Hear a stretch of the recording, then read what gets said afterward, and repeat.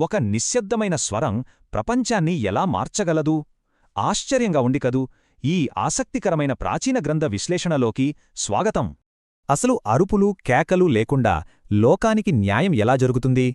మూలగ్రంథంలో దీనికి సమాధానం ఎలా ఉందో ఇప్పుడు గమనిద్దాం. దేవుడు స్వయంగా ఎంచుకున్న ఈ నాయకుడు దైవాత్మతో నిండి ఉన్నాడని, గొప్ప ఆనందాన్ని ఇస్తాడని ఈ వచనం చెబుతోంది. ఇక్కడ ఆసక్తికరమైన విషయమేంటంటే, ఆయన చేయాల్సిన పని చాలా గొప్పది, కాని ఆయన వ్యవహరించే తీరు ఎంతో నిశ్శబ్దమైనది.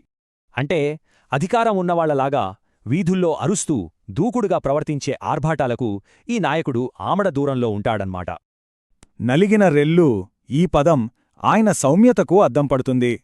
అణగారిన బలహీనమైన వాళ్లని ఆయన ఎప్పుడూ విరిచేయడు, కాపాడతాడు. అలాగే ఈ మకమకలాడే ఒత్తి, ఇది కూడా ఆరిపోవడానికి సిద్ధంగా ఉన్న ప్రాణాలనైనా ఎలా కాపాడుతాడో స్పష్టంగా చూపిస్తుంది. ఇదంతా చూస్తే ఏమనిపిస్తుంది? ఆయన నిశ్శబ్దం ఏమాత్రం బలహీనత కాదు, అది న్యాయాన్ని అంతిమంగా గెలిపించే ఒక బలమైన ఆయుధం. కేవలం సౌమ్యత ద్వారానే లోకానికి న్యాయం అందుతుందని, దానివల్లే ప్రపంచం మొత్తానికి ఆయన మీద నిజమైన నమ్మకం, ఆశ కలుగుతాయని అర్థమవుతోంది.